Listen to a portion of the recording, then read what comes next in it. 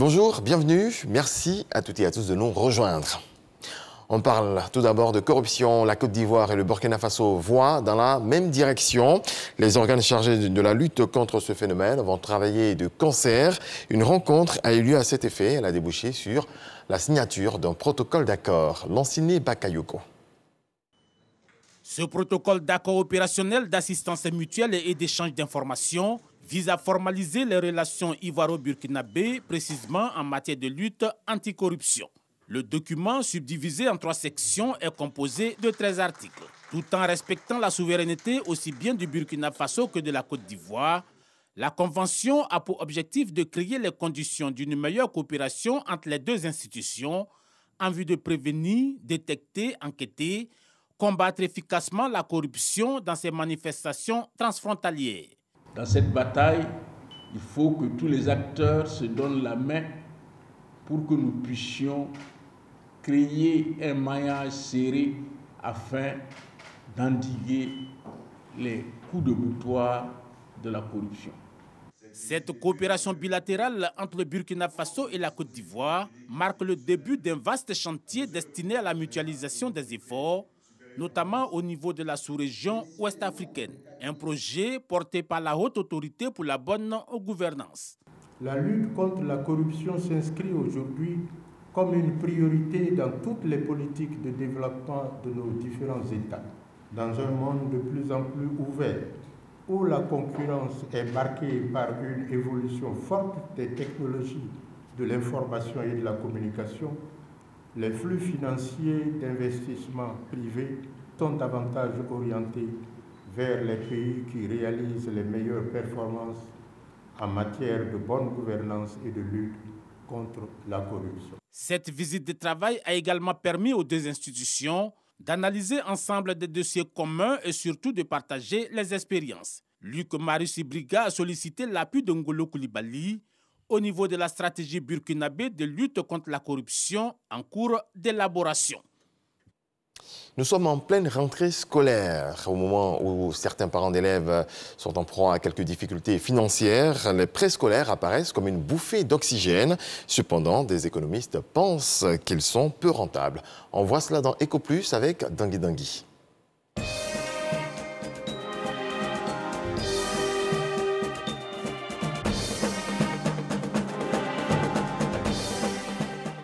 La rentrée scolaire bat son plein et donne souvent l'insomnie aux parents d'élèves, parfois réduits à prendre des prêts scolaires auprès des banques et établissements financiers pour le financement de la scolarité de leurs enfants. La dernière fois que j'ai pris 200 000, juste 200 000.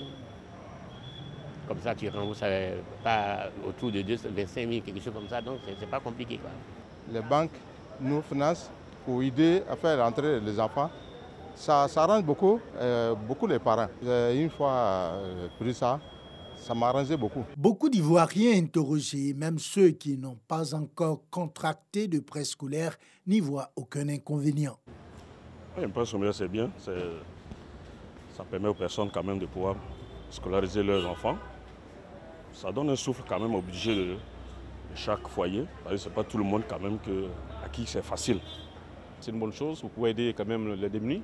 Les parents qui sont beaucoup limités dans les dépenses, dans les finances, vous pouvez aider leurs enfants à pouvoir avancer dans les études. Je n'ai jamais payé parce que quand je travaille, je fais l'économie de mon argent pour scolariser mes enfants. Économiste et enseignant, Samuel Maté dit comprendre les raisons qui poussent de nombreux parents à prendre des prêts scolaires chaque rentrée, tout en jetant un regard mitigé sur la question. Il faut minimiser le prêt scolaire parce que vous pouvez vous retrouver dans une situation extrêmement difficile, surtout en ces temps de Covid où les entreprises ferment leurs portes, que le prêt soit le dernier recours, que le prêt soit au minimum et que vous vous prépariez à toutes les options possibles. Pourtant, ces prêts scolaires dont les taux d'intérêt varient entre 6,5% et 8% en fonction des banques sont des produits bancaires bien prisés. Cet établissement bancaire consacre une enveloppe de plus de 3 milliards de nos francs par année aux prêts scolaires. C'est pour aider déjà les parents qui veulent scolariser leurs enfants de le faire à moins de coûts et un taux très bas. En plus, c'est un produit d'appel. Selon elle, 70% des clients de son établissement touchent des prêts scolaires, dont l'obtention obéit à des critères. Pour être éligible au prêt scolaire, il faut être client particulier, titulaire de compte chèque ou un client professionnel disposant d'un compte vie domestique dont le revenu mensuel net est viré depuis au moins 3 mois. La durée du remboursement du prêt scolaire n'excède pas 1 an. La valeur d'un prêt scolaire ne vaut que par l'usage qu'on en fait, selon de nombreux experts. Les prêts scolaires sont aussi bien une opportunité d'affaires pour les banques et établissements financiers qu'une bouffée d'oxygène pour les parents d'élèves. Reste maintenant à employer effectivement ces prêts au financement de la scolarité des enfants, appelés à transformer cet investissement en bons résultats scolaires. Autre volet de l'actualité, blackout pour Facebook, Instagram, WhatsApp et Messenger ce lundi pendant quelques heures. Si le propriétaire Mark Zuckerberg a perdu plus de 6 milliards de dollars, il en est de même pour des startups ivoiriennes rencontrées par Cheikh Koné. Regardons. Ce 4 octobre 2021 sera considéré comme le lundi le plus long de l'année pour les internautes du monde entier. Le shutdown occasionné chez le géant californien sur ses applications de messagerie et de partage de photos, Facebook, Instagram, WhatsApp et Messenger, a créé une panique généralisée ressentie à Abidjan. Blanche Adou est à la tête d'un institut de beauté dont la principale activité est la commercialisation de produits cosmétiques en ligne. Mais ce lundi noir, elle ne compte pas l'oublier de sitôt. Notre commerce dépend à 80% des réseaux sociaux et le problème d'hier nous a vraiment causé des soucis parce qu'on a l'habitude d'avoir des commandes 24 heures avant la livraison. Ce matin, on n'a pas pu faire les livraisons de lundi, on voit jusqu'à 180 200 000 francs. Les pertes? Oui, pour la journée d'hier.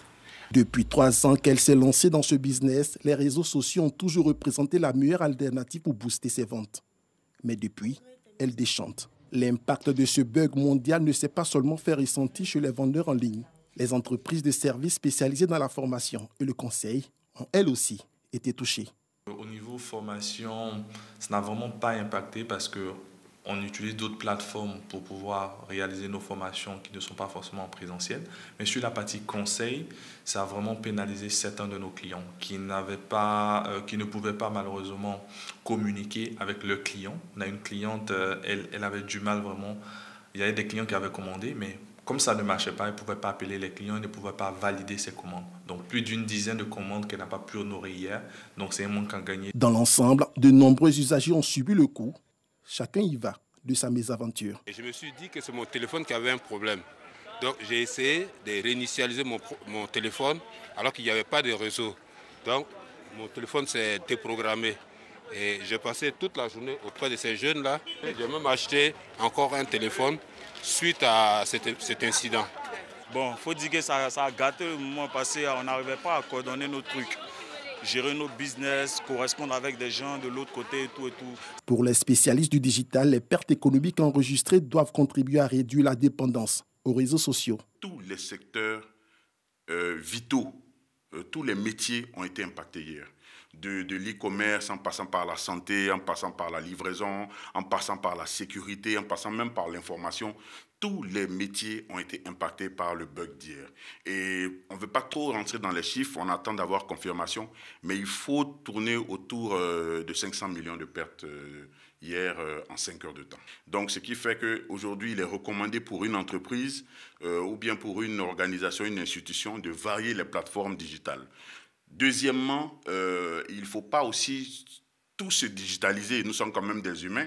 Hier, le bon vieux SMS fonctionnait. Le bon vieux appel téléphonique que beaucoup peut-être n'ont pas fait fonctionnait. Donc, il faut faire un dosage. La panne la plus importante jamais observée par le groupe Facebook et ses applications de messagerie lui a fait perdre près de 27 500 milliards de francs CFA en une seule journée.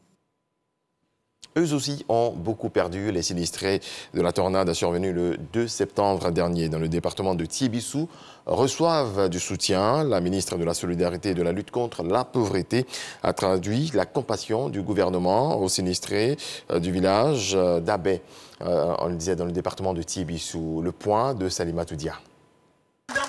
C'est sous les regards chargés d'émotion que les populations du village d'Abé, dans le département de Tiébissou, au centre de la Côte d'Ivoire, ont vu défiler la chaîne de la solidarité à leur égard.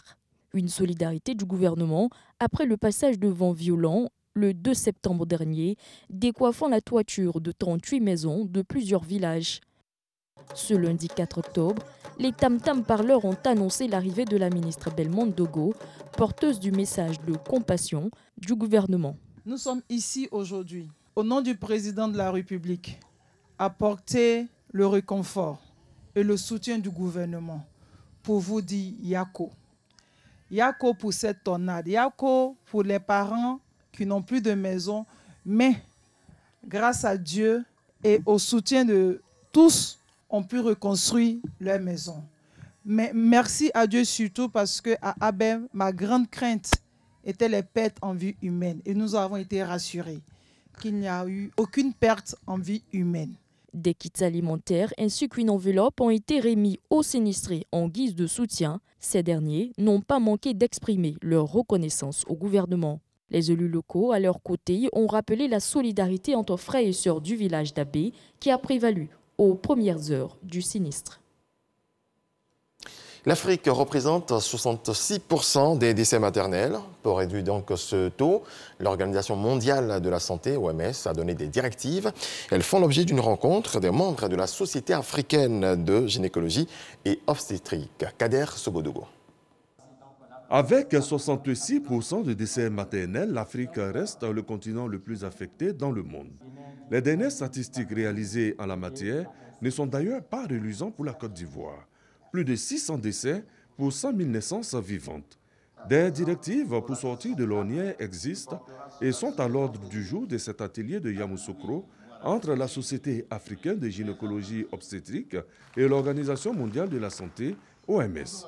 Cette rencontre se situe dans le cadre du pré-congrès de la Société de gynécologie et obstétrique de Côte d'Ivoire, Sogossi. Il s'agit de directives pertinentes, de standards d'activité qui permettent justement une accélération de la réduction de la mortalité maternelle, que l'OMS a édicté depuis des années, que l'OMS met à jour de façon régulière et qui doivent se traduire sur le terrain, être appropriées par les différentes sociétés savantes pour que notre action sur le terrain soit efficace. Et donc, nous avons voulu faire ce pré-congrès, inviter l'ensemble des pays membres de la Société africaine de gynécologie obstétrique. Il y a une vingtaine de pays membres de cette association scientifique, de cette société scientifique. Fort heureusement, il y a 18 qui ont répondu et qui ont amené des délégations. Donc l'ensemble de ces représentants vont discuter, vont s'approprier ces standards, ces directives et normes pour pouvoir les traduire donc, dans leurs pays respectifs. C'est l'importance de ce pré-congrès qui va durer 2 jours. L'OMS tient à rappeler les indicateurs. On nous invite à réduire de moitié au minimum le ratio de mortalité maternelle et de réduire de 2 tiers pour le cas de la Côte d'Ivoire ce ratio de mortalité maternelle dans les 5 ans à venir. Parce que les dernières années seront consacrées à la consolidation et aux évaluations. La Société de gynécologie obstétrique va tenir dans 72 heures à Yamoussoukro son congrès. Le thème est évocateur. Rôle des sociétés savantes sur les indicateurs de la santé de la reproduction dans l'atteinte des objectifs du développement durable. Dans le reste de l'actualité, à moins de 3 mois du renouvellement du mandat de la MONUSCO, l'ONU s'inquiète de la situation humanitaire qui se dégrade, selon elle, en République démocratique du Congo. Un Congolais sur 3 dépend de l'aide, mais celle-ci ne peut toujours être distribuée comme il le faut à cause de la situation sécuritaire du pays. En pleine affaire des Pandora Papers, l'Union européenne retire 3 pays de sa liste noire des paradis fiscaux. Selon cette liste, Anguilla, la Dominique et les Seychelles ne pratiquent plus l'évasion. Une décision qui provoque la consternation de l'ONG Oxfam. L'ONG qui regrette que des pays cités dans les Pandora Papers ne figurent pas sur la liste noire. Merci à toutes et à tous de nous avoir suivis. C'est la fin de ce point de l'actualité. Beaucoup de paix dans vos foyers.